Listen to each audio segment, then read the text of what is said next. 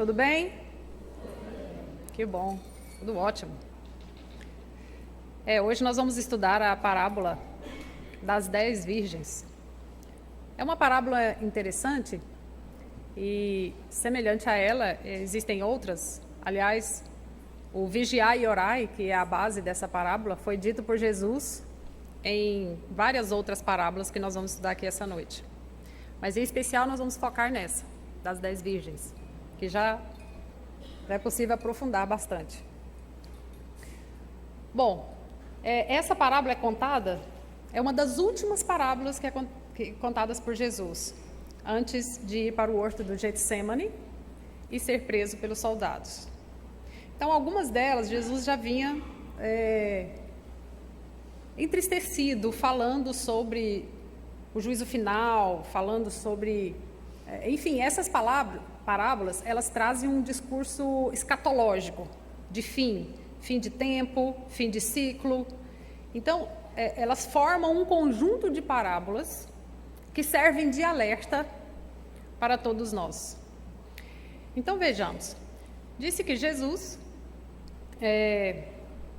estava pregando para a multidão e ele exemplificava o reino dos céus e disse assim: o reino dos céus é semelhante a 10 virgens, umas imprudentes, outras prudentes, que aguardavam e se preparavam para esperar o noivo. Acontece que umas levaram lamparina e azeite e outras levaram só a lamparina. Então, ficaram numa casa, aguardando a chegada do noivo. Só que o noivo demorou demais e essas virgens adormeceram. À alta madrugada, alguém gritou: chegou o noivo! E aí elas acordaram, levantaram, e me parece que tinha que andar mais um pouco no escuro até encontrar esse noivo. Porque as prudentes disseram assim: nós já vamos. E as imprudentes: nós não temos azeite, nossa lamparina ficou acesa e não temos azeite. Vocês podem dividir conosco. Elas disseram: sinto muito, não tem como dividir o azeite, porque nenhuma de nós chegará lá. Porque o azeite só serve para essas 5 lamparinas. Por que vocês não vão então ao mercado, comprem azeite e retornem? Acontece que quando elas retornaram, o noivo já havia participado das festividades com as 5 virgens e havia fechado a porta. E aí elas bateram a porta. Olha a frase que ele disse: eu não vos conheço. E aí Jesus finaliza dizendo que vigiai e orai, pois não sabeis a hora que o noivo virá. Vigiai e orai, pois não sabeis a que hora o Filho do Homem virá. Então Jesus, só uma pequena análise, porque essa parábola, ela costuma me deixar um pouco intrigada, porque ela destoa de todas as demais. Todas as demais parábolas estão contextualizadas no cotidiano ali da vida. Parábola do semeador, do trigo, da semente, do talento, né? Olhar os lírios do campo. Todas essas parábolas, elas estão contextualizadas com aquela realidade daquele povo, daquele período. Mas não era hábito dos judeus naquela época me colocar 10 virgens numa casa à espera de um noivo e vão 5. Bom, ainda mais se fosse hoje, né? As 5 entrariam com uma ação no Ministério Público, iam dizer: isso é um absurdo, fomos discriminadas, né? Queremos direitos iguais, nós também queremos entrar no banquete. Mas o interessante é que, se nós começarmos a estudar alguns detalhes da literatura rabínica daquela época, essa parábola era muito parecida com uma outra que já existia nos textos dos rabinos. Então, se é de Jesus ou não, se foi colocada no Evangelho de Mateus, lá por São Jerônimo e Papa Dámaso, lá no ano 300 e 400 depois de Cristo, ou se é de algum evangelho apócrifo e que acabou entrando, nós não vamos discutir isso. Então, vamos considerar que essa parábola foi contada por Jesus. Então, vamos aprofundar nela e tentar entendê-la. Principalmente no aspecto, o que é que Jesus quis dizer para nós quando contou essa parábola. O Evangelho nos é claro quando fala da consciência tranquila, de manter e desenvolver as virtudes. Ele é bem claro. Mas se nós observarmos bem e destrincharmos essa passagem, nós temos aí alguns elementos-chave. Nós temos as virgens.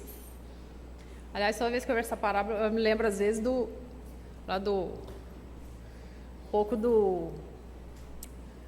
islamismo, né?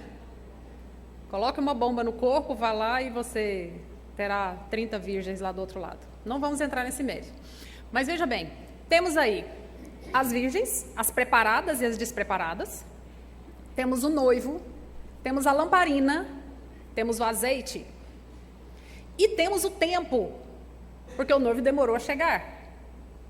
E temos a porta fechada e a súplica das que ficaram de fora.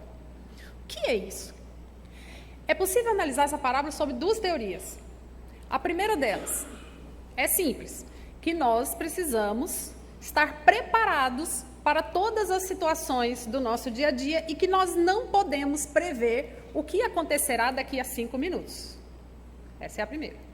A segunda teoria é de que é o processo natural da evolução humana e que nós passamos, então, por provas, por dificuldades e que ninguém entra se não estiver devidamente nivelado, se não tiver evoluído. Você não muda de nível, não convive com o outro de um nível mais elevado se você não tiver as características necessárias. Então vamos lá. Vamos separar agora as duas virgens. Primeiro grupo, 10, né? 5 de um lado, 5 do outro. Jesus gostava tanto do 3, do 7, do 8, do 12. Esse ele usou 10, diferentemente, né, de outras situações. 10 prudentes, 10 imprudentes. Se nós levarmos em consideração o comportamento das prudentes e fizermos uma análise sobre aquilo que nós estamos acostumados a fazer, talvez nós estejamos mais nos imprudentes do que nos prudentes. Talvez porque tenhamos excesso de confiança. Fé é bom, mas excesso de fé a pessoa pode ficar alienada. Excesso de azeite, guardar muito azeite para qualquer situação, então faz você colocar alguns milhões em contas na Suíça. Vai que falte o azeite. E a pessoa tem certeza que está agindo corretamente. Bom, em relação às virgens imprudentes, Kardec explica que são espíritos que nascem, que Deus os cria, todos da mesma forma, todos com os mesmos direitos, todos imperfeitos, né? Ignorantes, simples, desculpa, não imperfeitos, mas ignorantes, simples. E à medida que o tempo passa e as experiências do cotidiano acontecem, esse espírito evolui. Nesse aspecto, então, realmente, essas imprudentes não deveriam entrar, porque elas não adquiriram as virtudes necessárias para conviver com as prudentes. Seria um grande sofrimento para ambos os grupos. Nossa, mas espera aí, não parece um discurso egoísta por parte das prudentes? Bom, nós temos nosso azeite, você se vire, vai comprar, porque nós já entramos e o importante é nós. O importante somos nós. A princípio a gente pensa assim. Mas se nós analisarmos a escala evolutiva, por mais que eu queira conviver com espíritos muito mais elevados do que eu, ou mais elevados que eu, que nem sou, mais elevados que eu, isso pode se tornar para mim um sofrimento. Porque eu não entenderei a caridade que é feita, o nível de linguagem, o desprendimento, a capacidade de amar incondicionalmente. Por isso as imprudentes sofreram, porque não tinham azeite. Então, dentro desse aspecto, Jesus então dividiria em dois grupos. Aquele grupo que segue o caminho reto, se prepara, projeta, planeja o que vai acontecer e se prepara para isso, e o outro grupo que não se prepara, fica na zona de conforto. Tá bom, não, deixa, lá a gente dá um jeitinho, não vou levar azeite não, porque chegando lá as meninas têm algum azeite, elas podem me fornecer, é a folga, né? Então o interessante é que os dois grupos tiveram as mesmas condições, mas um grupo planejou e outro não. Em relação ao grupo que planejou, nós entendemos que no nosso dia a dia, já viram como é que se faz o planejamento para um casamento? É vestido, é a roupa, é o buffet, é o enfeite, cada detalhe, aliança, quem vai cantar, quem vai tocar, o local, é CAD, né? É CAD, enfim, são para onde viajará, é toda uma planilha cara e detalhar, às vezes não tão cara, né? Pode ser preço bom às vezes, né? Toda uma planilha detalhada do que será necessário para que a festa seja perfeita, é ou não é? E por que a gente não faz isso quando vai ter um filho? Quanto vai gastar de fralda, o berço, a madeira mais para frente, escola, roupas, brinquedos, a lista é enorme. E a gente só descobre isso quando vem a lista da escolinha, Jardim 1. É enorme. Por que nós não fazemos isso em relação ao nosso ano seguinte? Coloca tudo numa planilha de gastos. Isso é preparar a lamparina com azeite. Exemplo para o lado físico, corporal. Por que nós não planejamos e calculamos como estará a nossa saúde daqui a 10 anos? Porque nós somos imprudentes. Porque eu não sei se eu estarei vivo daqui a 10 anos, tenho que aproveitar, comer o máximo que eu puder, beber o máximo que eu puder, aproveitar o máximo que eu puder. Isso é aproveitar? Então, como estará a minha saúde daqui a 10 anos? Que mudança alimentar eu preciso imprimir no meu dia a dia? O que eu preciso abrir mão e o que eu preciso incluir? Equilíbrio. Em relação à família, você quer me casar para viver 10, 20, 30 anos ou só para ver se dá certo, depois a gente dá um jeito? Isso é ser imprudente. Aí, esse azeite que Jesus fala, o azeite que as prudentes têm e as outras não têm, seria na nossa consciência. A nossa consciência é ela que ilumina as nossas ações. É a partir das ideias pré-concebidas que nós temos, que nós agimos. E se os irmãos observarem, podem perceber que existem diversas pessoas que estão agindo de forma errada, mas elas têm uma convicção firme de que estão agindo corretamente. Tem certeza e tem argumentos fortíssimos. E às vezes tem razão e elas quase te convencem. Porque é o combustível inadequado. É o combustível sujo, né? É o etanol sujo de areia. Contaminado.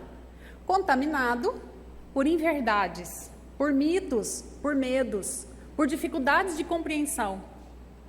E aí que está o ponto. A dificuldade da compreensão vem da carência de conhecimento. Se eu sei pouco, eu não consigo argumentar nem com a minha própria consciência. Então, o que eu preciso fazer? Manter azeite ali, estudar. Mas para quê? Olha as virgens imprudentes. Mas para que eu vou levar esse azeite? Meus irmãos, é difícil mesmo você preparar tudo com muita antecedência. A escola, se levarmos em consideração a nossa saúde, a nossa vida familiar, ou seja, afetiva, a nossa profissão, vida financeira, a nossa vida religiosa, nós somos muitas pessoas.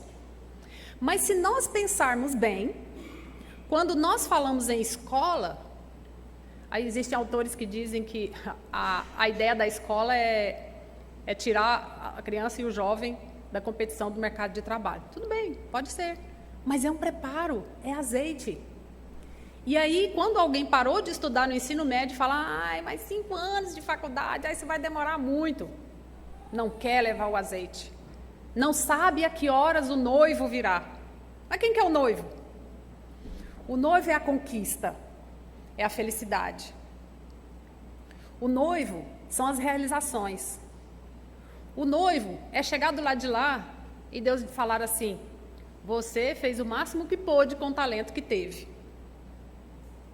O noivo é poder comemorar. Então, na verdade, quando nós nos sentimos satisfeitos e felizes e confortáveis, esse é o momento mais perigoso. Porque é quando nós achamos que não precisamos de reservas.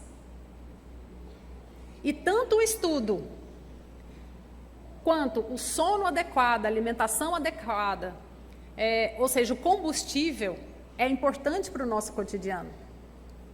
Ah, não, tudo bem, beleza. Querem ver um exemplo? Há pessoas que toda semana colocam combustível no carro, não é? Precisa do carro para andar, não é isso? Religiosamente vai lá, toda semana põe combustível no carro. Parabéns. Olha o óleo, a água, o pneu, beleza, certinho.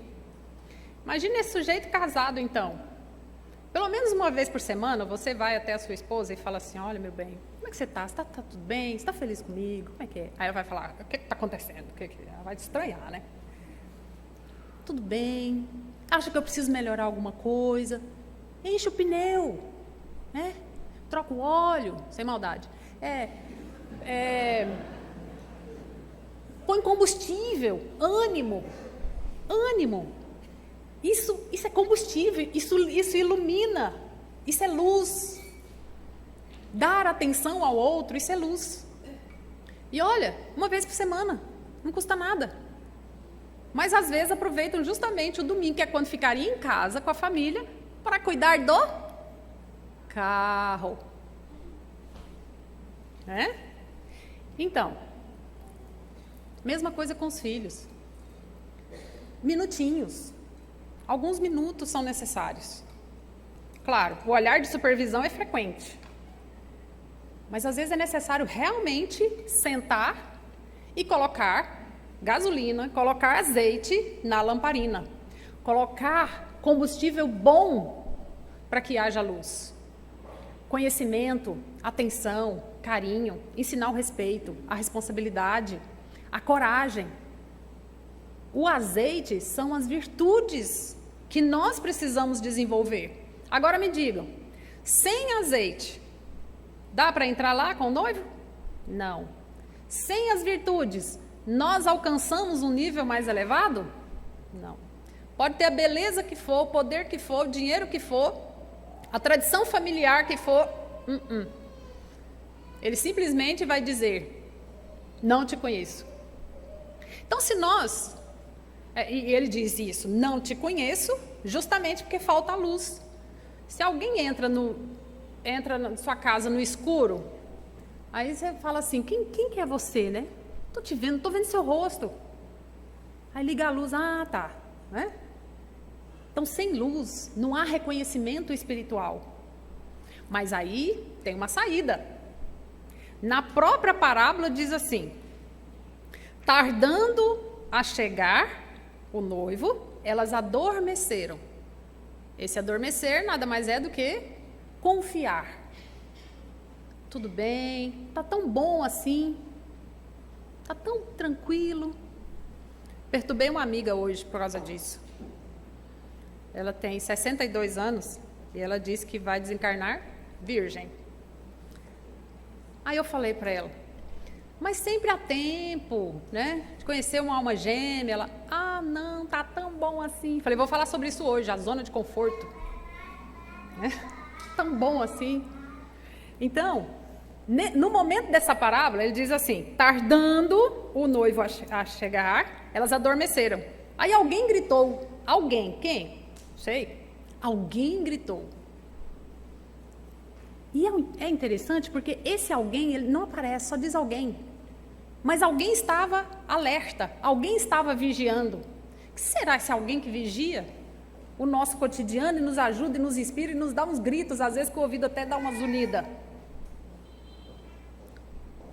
Espíritos protetores, benevolentes, preocupados com a nossa evolução, porque nós somos imprudentes. E às vezes batemos com a porta na cara 1, 2, 3, 4 encarnações diferentes. E não nos preparamos. Lá vem o noivo. Então esse grito é para avisar que o noivo, ou seja, a felicidade, a satisfação, a realização, está chegando. Só que ele não tolera atrasos. Quando ele abre a porta, aquela oportunidade única, ele não tolera atrasos. Então entrou. Se foi lá comprar, não, espera primeiro eu fazer um curso. Não, já está na hora. Não, me espere primeiro eu ler um livro. Se prepare agora, vigiai e orai, porque não sabeis a que horas o noivo virá. Aí, veja bem o que acontece. Essas imprudentes pediram, mas as prudentes não deixaram. Como eu disse, ficou parecendo um discurso egoísta, né? Só que não adiantou elas irem lá comprar. Quando elas chegaram, a porta estava fechada. Mas elas bateram, ou seja, elas se sentiam no direito de conviver com as prudentes. Se achavam no direito, mesmo sendo de nível inferior, de conviver com o nível espiritual superior, com o preparo, com as virtudes. Mas aí, virtudes não se compram. E o Evangelho deixa bem claro isso. Elas foram lá comprar o azeite, mas não conseguiram entrar. Tarde demais.